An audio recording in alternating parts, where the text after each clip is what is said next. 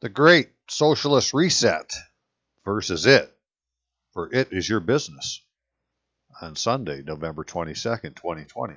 This is Rob Ryder. And my email address is courtofrecord@aol.com. If you ever wanted to get a hold of me, that's probably the easiest way. I don't respond to comments on videos. It would just take up too much time and, start controversies that don't need to be started. And my phone is 616-712-6179. It sometimes works. So the Great Reset versus It. What are we speaking of?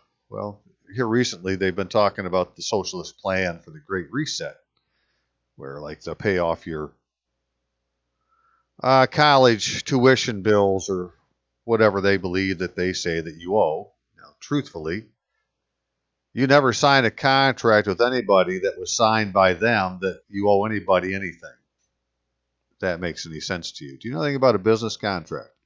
Right? If we're going to do business, then we both have to sign the contract. My just signing it myself doesn't make it a contract.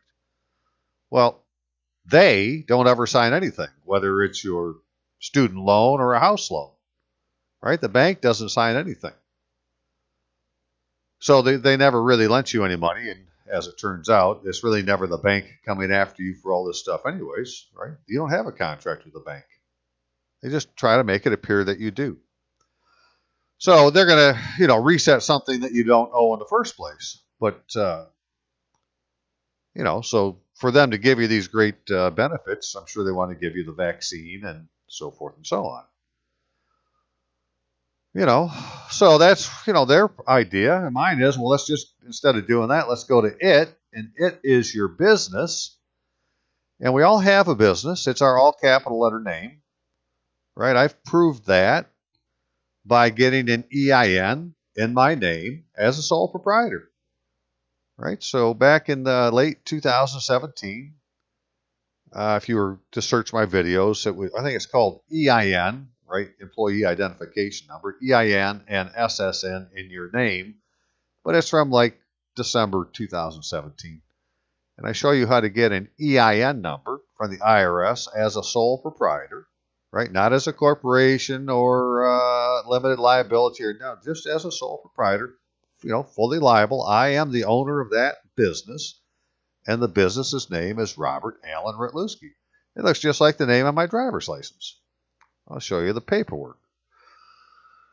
Right? So, since I had proved to myself I could do that, I said, well, now let me go treat it like a business. What do you do if you have a business, right? Well, you register it Dun & Bradstreet. That's one thing you could do. You could get a bank account, right? You could register it with the state as a business and, da-da-da-da. So I did all those things over the next bit of time. And at the same time, I was playing with my residence address, trying these different variations, because I'm totally convinced, right, that when they say on this, like on a driver's license, they want your residence address, right, that the address that we're giving them is not the correct residence address, right? It's really, as it turns out, a property address.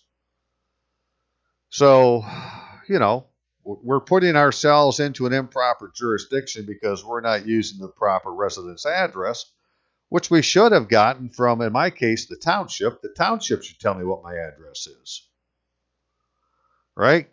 Because when they say residence address, they define residence as a place, and that isn't necessarily your house. That's a township or a municipality. That's what a place is. So this is all the, smoke and mirrors and changing I won't say they change the definitions of words. They dilute the definitions of words with so many other definitions. I mean, just go look in a library and see how many different things a word can mean. And it doesn't take long to understand that they can simply be speaking a different language than you think they are, using the same words that, you believe you hear what you're hearing, but they have a totally different meaning to them. And that's, that's just Talmudic law, man. It's okay to treat you in court or in business. So, anyways, what I had found out in doing all this, and this is where we're going to get to here, is that by changing my address and having registered my business and having done all these things, I got mail from the Michigan Department of Treasury that said I owed business taxes. Right? And, so this is the first time this had ever happened. Well, I owe these business taxes against this EIN number that I had just gotten. And, the taxes were like $5,400. So, at the time, that's a sales tax, 6%. They say that my business, Robert Allen Ritluski, that I had just registered as far as I knew, right, had, run $90,000 worth of business through it. Well, it didn't go through my hands. Right? It had nothing to do with me. I would never have known this existed except I had been playing with my addresses and done this registration. And I got mail sent to me that I'm sure would have normally gone to the, you hear about these postmen who have, rooms full of mail and stuff that didn't get delivered. Well, that's shit that's been returned, right? Returned to sender. And I know they do these things because Bob in Arizona went to his homeowners association or his parents' homeowners association office building one day to ask some questions on some stuff we were looking at. And over on the counter was these stacks of mail with rubber bands on them that all had return to sender on them.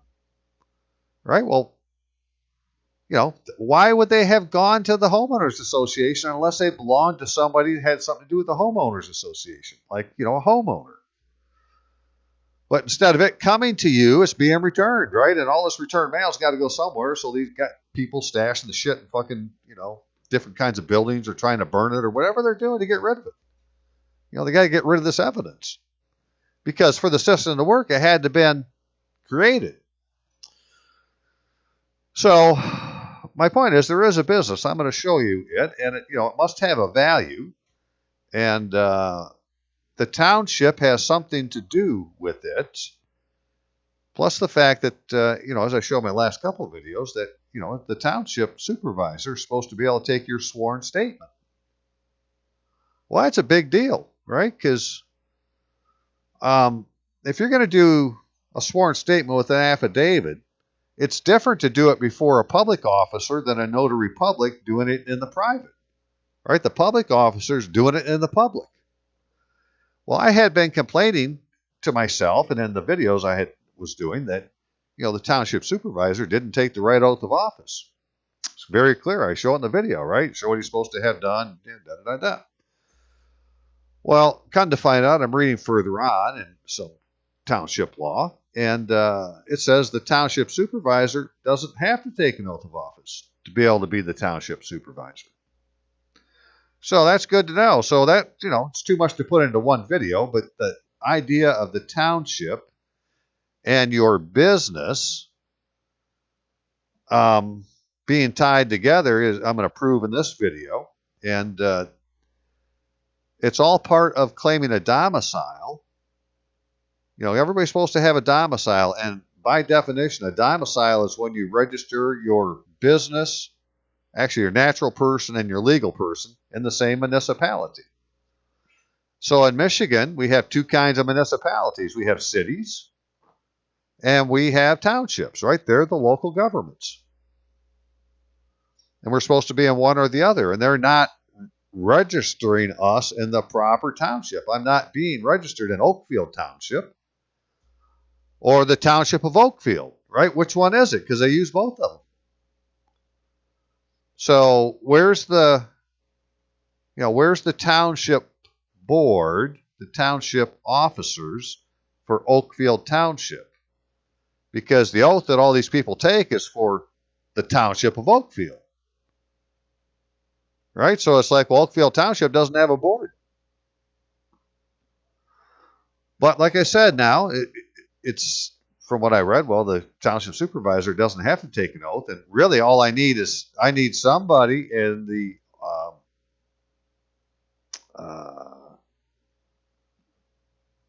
they have it.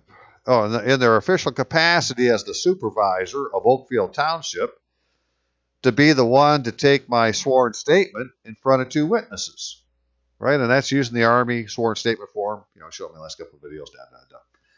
Anyways, that's what this is all about, right? So let's get on to it. I'll show you the evidence and the things I did that led to, this epiphany where I'm saying, well, this is all the more reason to go back to the township, because where I had left it before, when I knew this account existed, and I had the state of Michigan where, they had sent me mail that I shouldn't have gotten as far as they're concerned, but hey, I got the mail. It says I got this account. I want to have an audit, or I don't want to have a court case or administrative hearing. And, they were going through the motions of giving me one, um, and then they canceled it.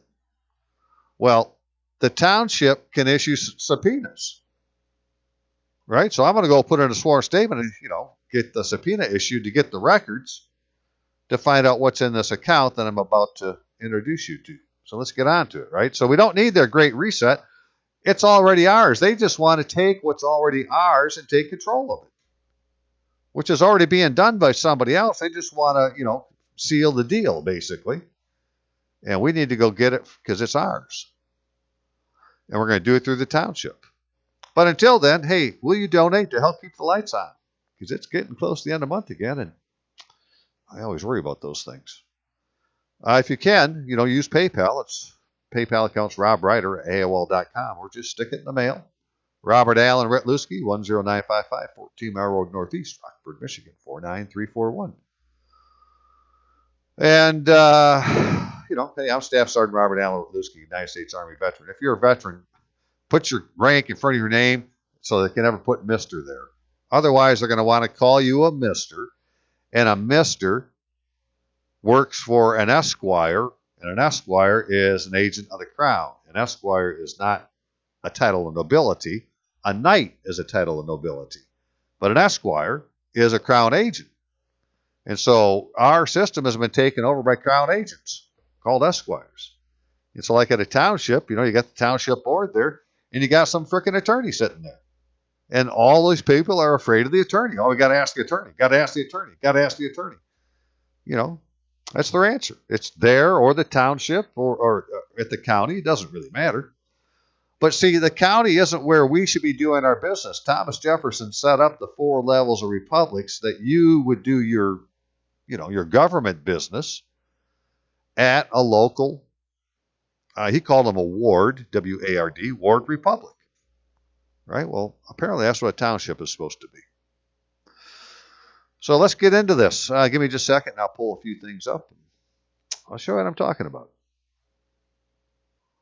All right, so it's probably just easier to start at the beginning. And, this is December 11th, 2017. And between that time and, the same time the next year, a number of things happened. So during 2018, basically, and that's what we're going to be talking about. So, but on this date, you can go to the IRS website, and online you can get an EIN number, right, as a sole proprietor, which that's, what this is showing. And here's my EIN number, 82364 or 3654127.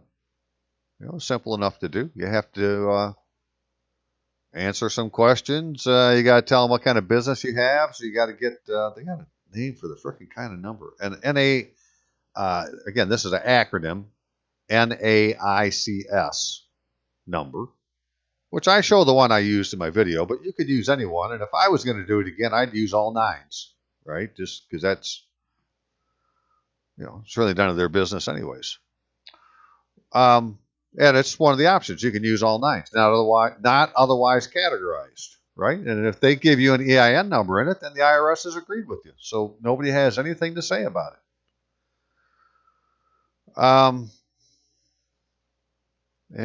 Thank you for applying for an employer, not employee, employer identification number, right? I am the owner. We assigned you this EIN number, right? 823654127. This EIN will identify you, your business accounts, tax returns, documents, even if you have no employees. All right, when filing, it's very important that you use your EIN and complete name and address exactly as shown above, right? So this is the name and address of the business. It's not my name and address. It's the name and address of the business. And this is the, my employer identification number. So since I had that number, I said, well, let me go ahead and, what else can you do with it? Well, I went and I got a Dun & Bradstreet number. Right? And you can get this really quick. You just need to tell them that you're going to be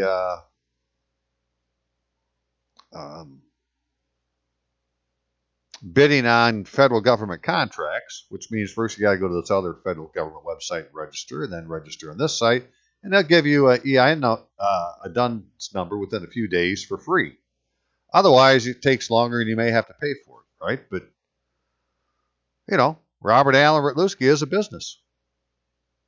Now, this address doesn't match the address that's on my EIN number, but what are you going to do? This is an address I've used in the past, right, where Unit 55 is actually the delivery point for this street address. So then I went to the bank and I got a bank account. I went to the post office, got a business account as a business, and all the things that I could do for that. And one of the things is to go to the Treasury website and open up an account so you can pay your taxes. Right? And so I have one of those too. So I had all these different things, right, that I had set up. And where is this? Accounts, letters. Okay. So hang on just 1 second again. So again, I did this in December 2017, and I did it online, right? And I did it as a sole proprietor. I didn't do it as a limited liability or a S corp or whatever the other kind of corporations are. No, it's a sole proprietorship where you give them your social security number, right? And tell them this is the name of your business and this is your social security number, and they'll give you an EIN number for that business. So, and you can only have one. So if you've already opened a sole proprietorship, but you're not using your name as the name of the business, right? Then you need to do a name change to do what I did. You can't open another sole proprietorship. You can only have one because it's tied to your social security number, right? That's an important thing to know. It's tied to your social security number. So it is tied to you, right? So now I'm the owner of this business. Well, something I hadn't done at the time, and I'm not really going to get into the details right now, but I did some videos back in March of this year where, now that you have a business, well, go get liability insurance, right? So now I have liability insurance. So, I'm believing if you were to get stopped for a driving infraction or whatever it is, right, that it's going to say that they're charging Robert Allen Rutluski on it. So I'm going to go give it to my insurance people. Say, here, handle this. Right? Somebody's putting a claim against my business. I haven't had to use it. I don't have a car, so I'm not driving anymore. But I still have the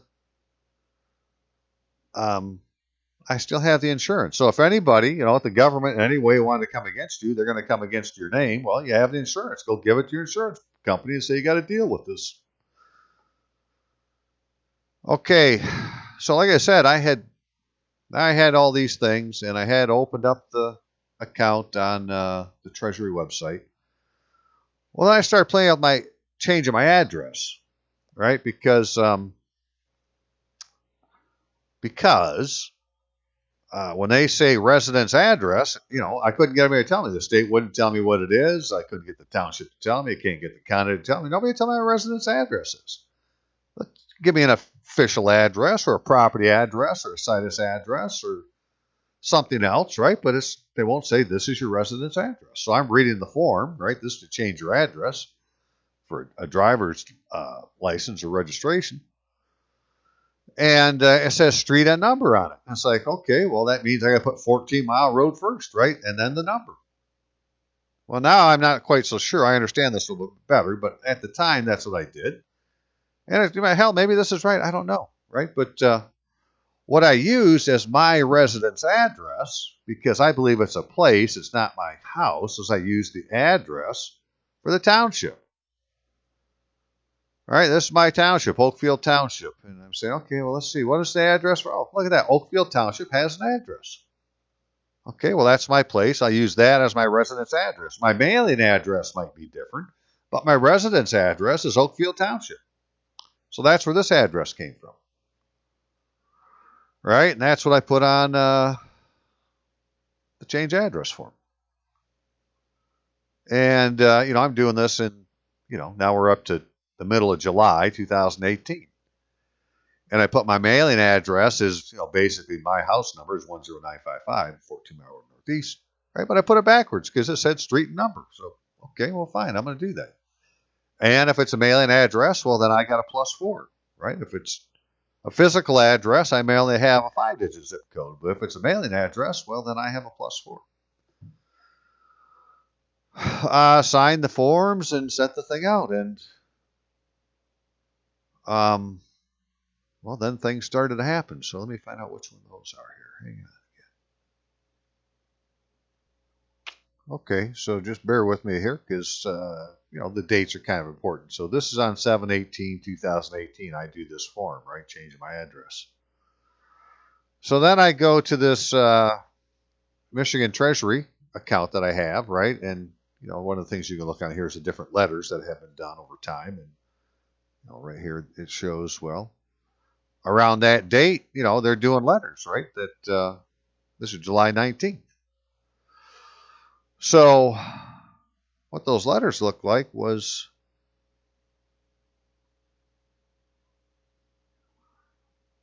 right now. This got a notice date 7 days later. That's what they do. This is the letter having something to do with July 19th, but they're showing a notice date of July 26th on it.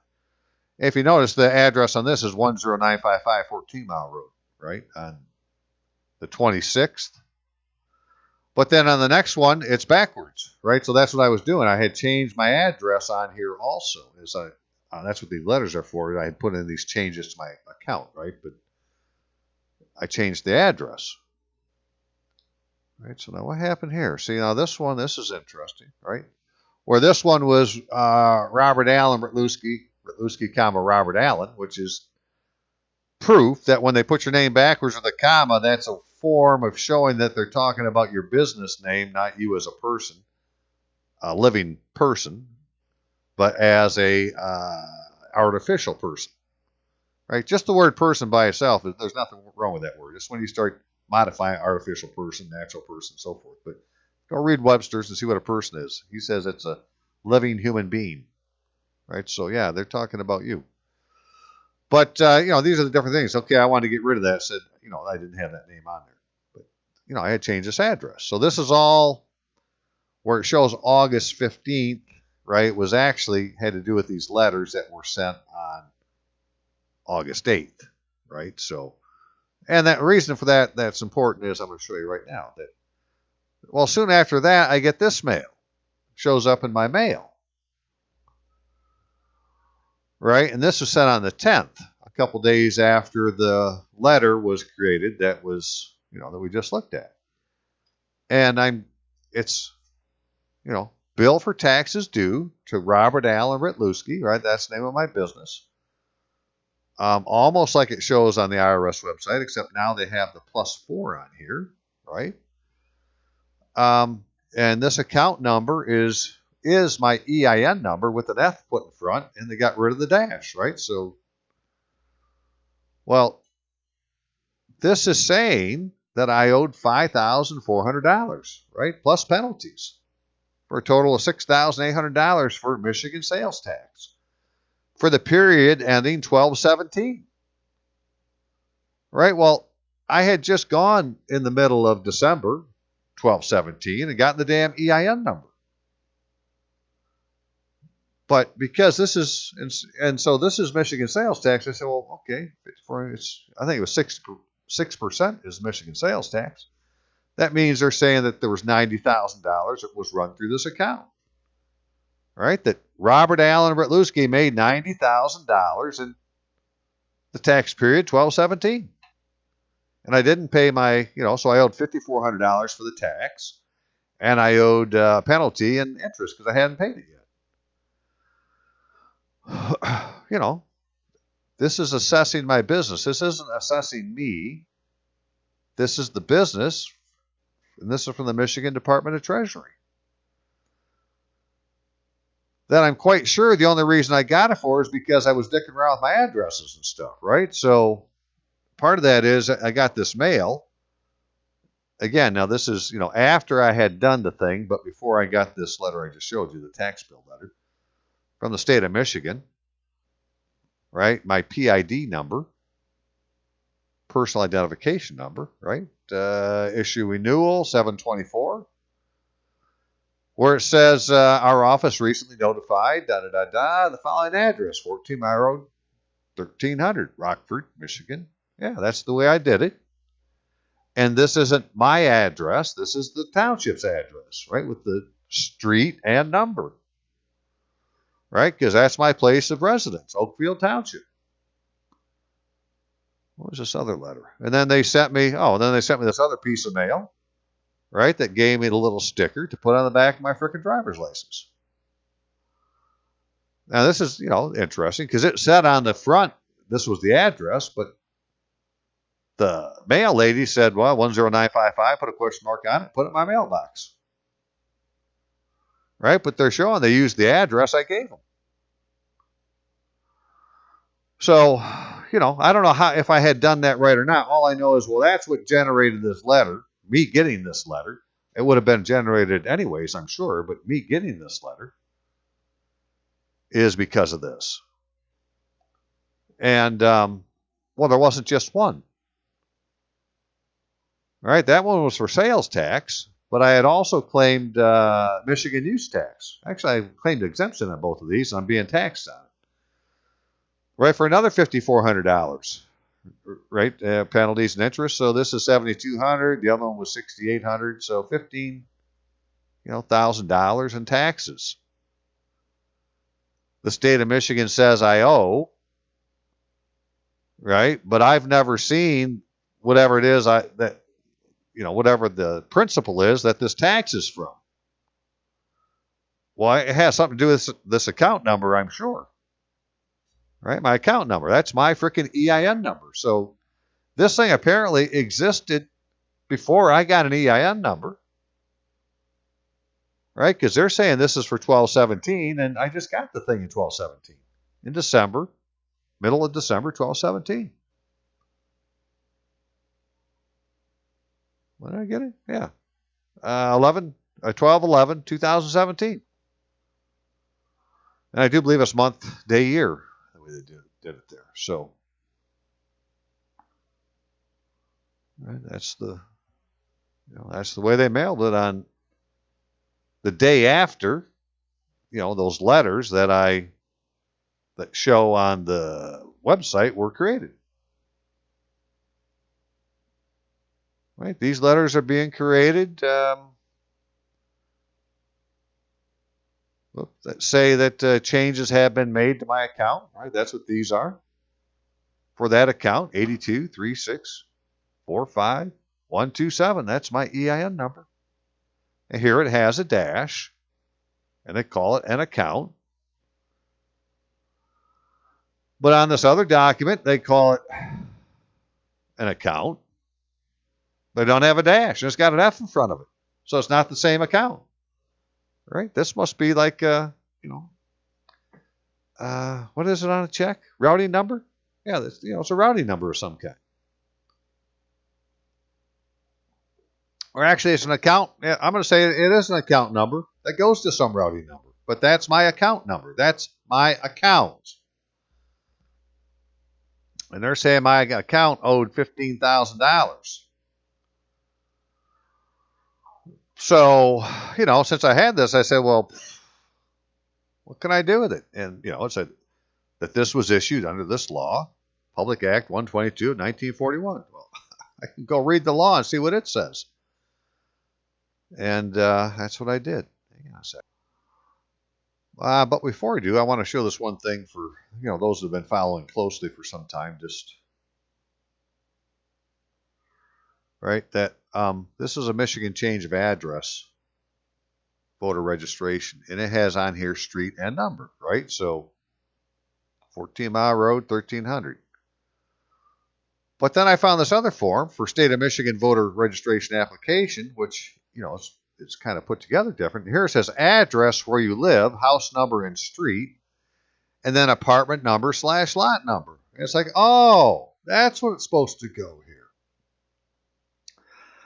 I say that my residence address is still the address of Oakfield Township, but I would put 1300.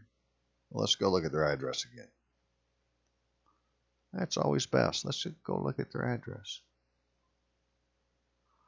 All right, just like this. This 1300 is what would go in this damn this block here.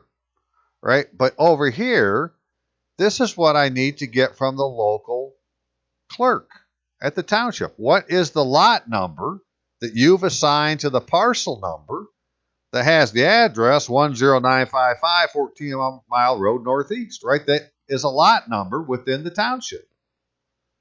That's what I think it is, right? That using the address of the township is correct here, and they need to give me a lot number.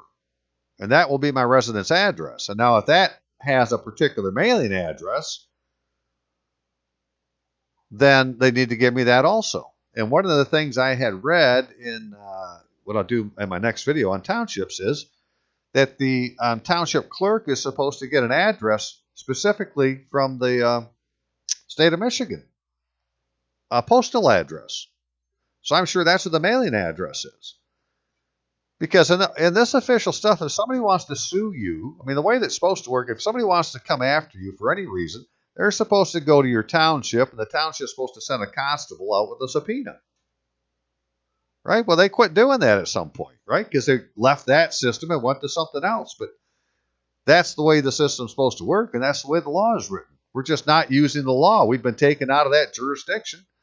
And if we get back into that jurisdiction, well, it's already set up. We don't need to reset it. It's already there. And in that jurisdiction is where this fucking account is. Right? That's, got $90,000 a year going into it or something. Or, whatever the number is. I'm just saying that, this is your NESARA. Right? This is what they want to get. They want to get this account. They'll go ahead and pay your bills off. They'll keep the rest and make you take a shot. And, they'll own everything, and you won't be here anymore. But it's already yours and mine. And, so that's what I think this is, right? It'd be 10300 14 Mile Road, right? Rockford, Michigan, whatever they used. And then over here, whatever they've assigned this particular lot where I live in the township, whatever that number is, goes here. So when it says street and number on this, then it's just, the street address and then the lot number. But they didn't call it a lot number. They just said and number. See, if they said and lot number, it'd make perfectly good sense. That's how, the devil's in the details, and that's where these people do their dirty work.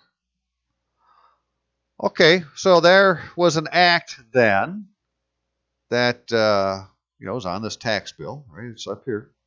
PA 122, 1941. Because, hey, if you live in Michigan, this isn't just me. You have one of these too. We all have one.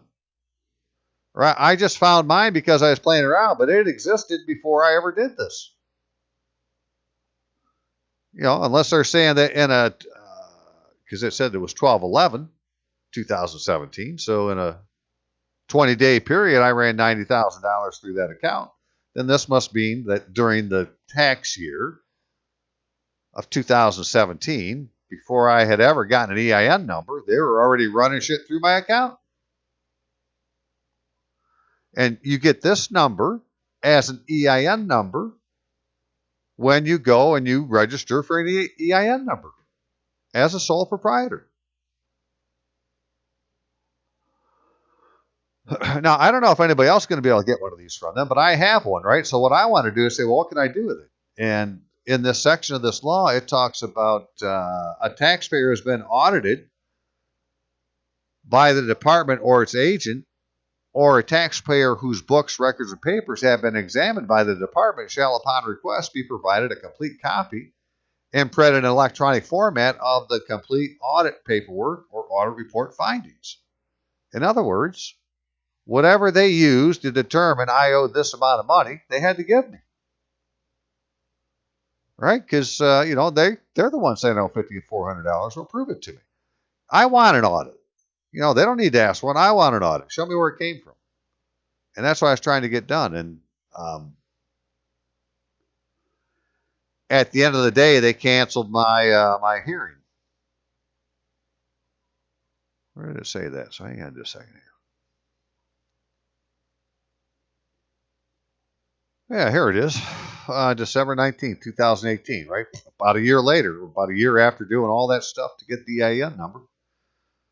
To me, and my proper case name now, right? That I had a docket number for this account to do with these intent numbers, basically following their laws.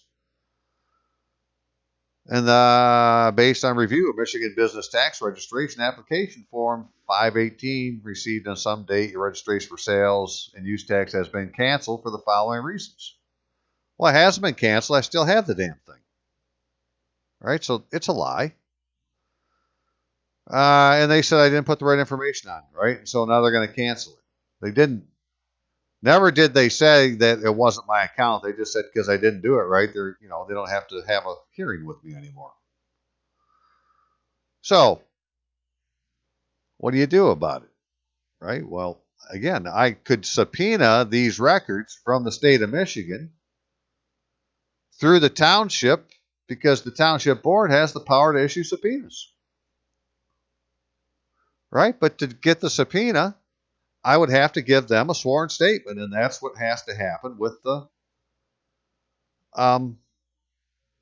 township supervisor. Right, I'll show that form again. Hang on a second. Okay, so this is the sworn statement form that the Army uses, and for many reasons, I'd say, well, just use this form because if it's good enough for the Army, it's good enough for you, right? But it shows what its uses are. Right? Principal purpose, the document potential criminal activity involving the U.S. Army to allow U.S. Army officials to maintain discipline and law and order through investigations of complaints or incidents. So, first of all, the township has got a gold fringe flag. It's part of the military martial law government, been here since 1861. Right? Lincoln declared martial law in Washington, D.C. for the United States, and it's never been rescinded. Article 2 of the Lieber Code has never been satisfied. And the Lieber Code is a general order to the Army. It says, here's your orders. So the Army's not going to stop martial law until Article 2's been fucking satisfied. Until then, it's martial law. Well, I'm a veteran. To me, that's okay. In a martial law government, I should be part of it. All right? So it's like, okay, well, let's just leave it the way it is for now. And, I'll go ahead and use it. Anyways, but if it's martial law government, then it has to be done in a certain way.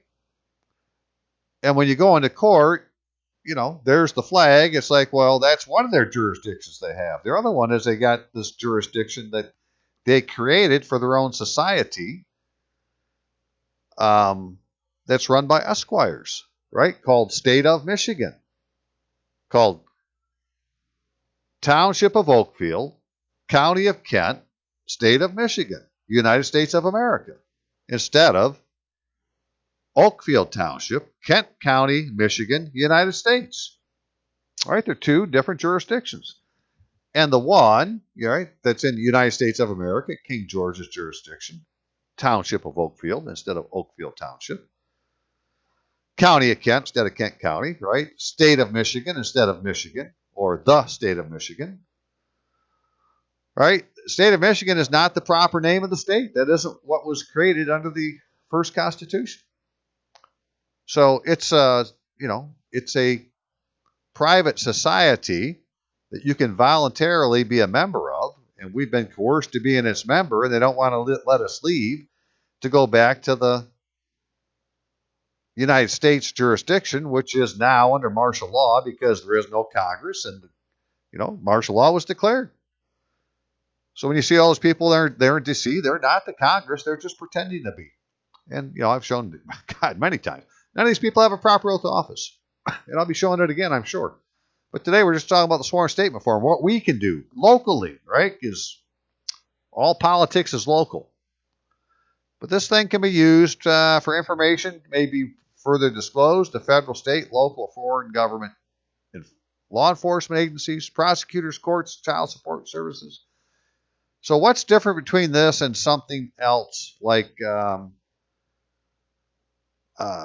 Trump's attorneys, right, are trying to have affidavits put in about voter fraud, right? Well, the problem is that they're having a private attorney, a notary public, be the one that is sworn before.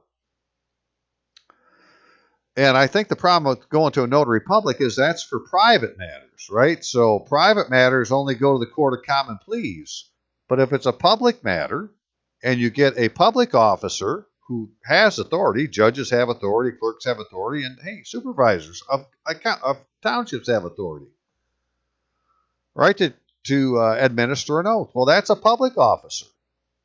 And that puts it into the King's Bench, right? It needs to be a public officer given the oath. That's what gets it into the King's Bench jurisdiction. Into the royal court instead of the lower court. And so, here's the form. And like I said, just location, Oakfield Township, Michigan, United States. Whatever the date is, the time is, I'll worry about file number later. Rytlewski, Robert Allen, if that's what you want. Rytlewski, Robert Allen, right? I'll go ahead and do it because that's the way it is on DD-214, or other forms I got for the military. So, okay. My social security number. For me, I'd put my grade E6, but if you're not in the military, now this is the thing. See, because we're under martial law, even if you're not in the military, then you either are an unprotected belligerent or you're a protected person. That's under the Geneva Convention. And, military is international law. So now we're under international military law. And so you would put in that block protected person. And then your address. And then I, with your full legal name, want to make the following statement under oath. Whatever. Fill in all the blanks. Make sure everything's done right. Follow the directions, right? And at the bottom, right, this is the affidavit part. And this is the other problem. This part up here is a sworn statement. This part down here is an affidavit. So a sworn statement has an affidavit.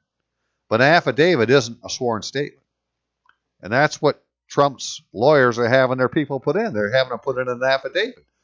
But the Army is quite clearly telling you that on a sworn statement, the sworn statement is up here, right? And down here is where the frickin' affidavit is. So don't disagree with them.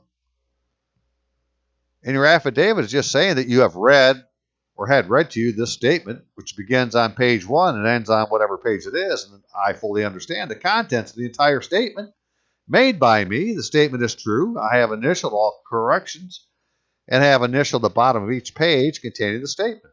I have made the statement freely without hope of benefit or reward, without threat or punishment, without coercion, unlawful influence, or unlawful inducement. That's what you're swearing to for your sworn statement.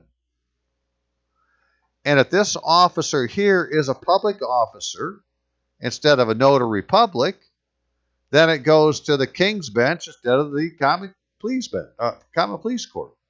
That's what Blackstone would tell you. Right? You made it a royal matter by getting a royal officer to administer the oath. And, because, again, this has to be done by the supervisor in his official capacity. So he won't be doing it as a notary. He'll be doing it as the supervisor. And I'm sure that if he does that, he has to put it into a book, right, into an official ledger of some kind. And now it can't be acted like it didn't ever happen. Do you remember back in the days when notaries used to have a book and you'd go to the notary and they wrote all the stuff into the book? Well, I'm sure that they have the same thing there for, for the township. Hang on a second. Okay, hey, we're almost done, but because I'm talking about townships a bit, I want to show just two more things, a couple more things.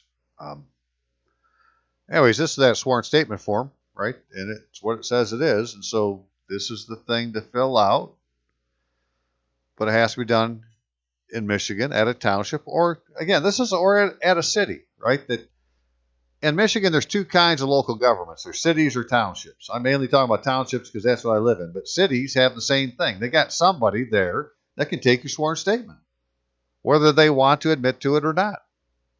And so if it isn't the supervisor, then it must be the attorney, right? Or if it's not the attorney, well, then it's I'll show you. They got this emergency manager guy they talk about, financial manager. But yeah, take that to. We're going to look at township powers real close, but right, and the very first township power says, notwithstanding any provision of this act, if an emergency financial manager has been appointed under the Local Government Physical Responsibility Act, certain sections with respects to the township governed by this act, then the emergency financial manager may exercise the authority and responsibility provided in this act to the extent authorized by the act.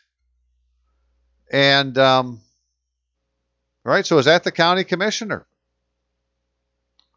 Right, because they did some stuff back in the late 60s where they got rid of having the township supervisors get together to make up the county board, and instead they created these election districts, and now they have county commissioners that are doing what supervisors were supposed to used to do to make up the county board. So, is that who is supposed to be my agent that can sign the damn form? But whoever it is, right? It clearly says in the laws that statement to supervisor, oath of office, that the supervisor of a township may place a person under oath on any of his or her statements made to the supervisor in his or her official capacity as supervisor. That's what I want to do.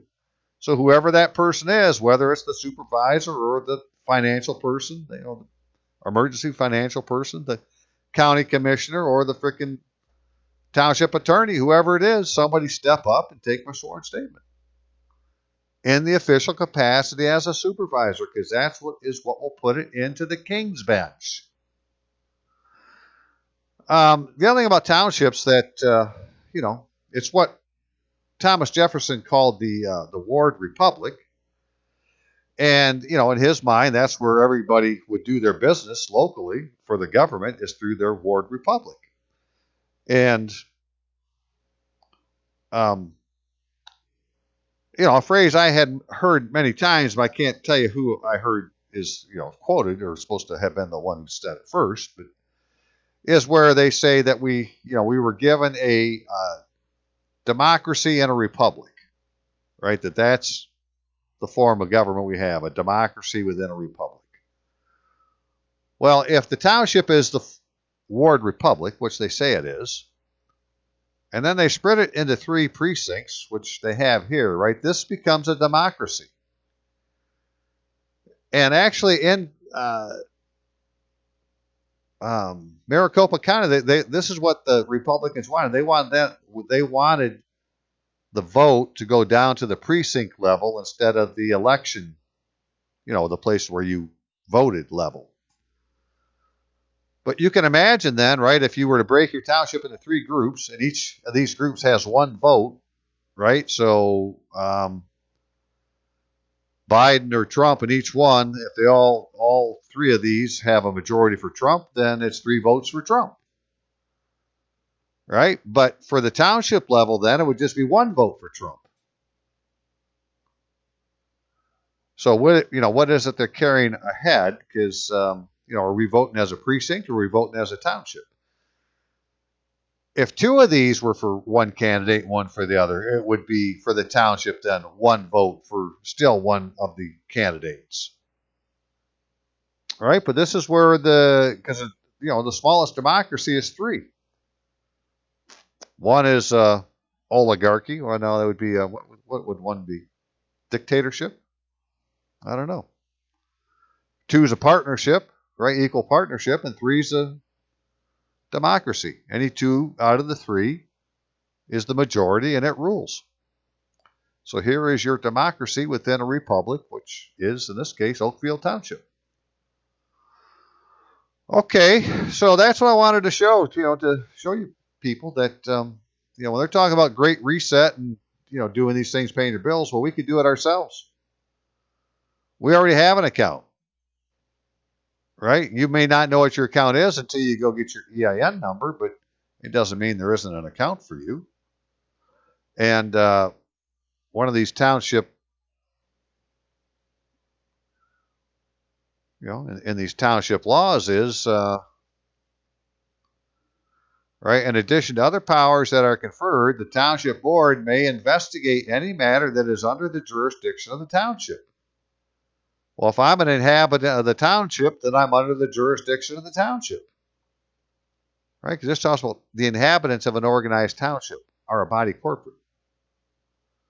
Right? So if I'm an inhabitant, I'm under the jurisdiction, they can investigate. And the authority vested in the township or an officer under this act. So even if the board isn't there, even if the township supervisor didn't take the proper oath in some other act, I have to show you in my next video, it says he's still the township supervisor. The supervisor township board, by majority consent of the township board members serving, may serve upon a person a subpoena that has been authorized by a court in the proper jurisdiction in the county in which the township is situated, compelling the person to appear before the board or committee of the board to be examined under oath or to produce a document or objects for inspection and copying. That's what I want done.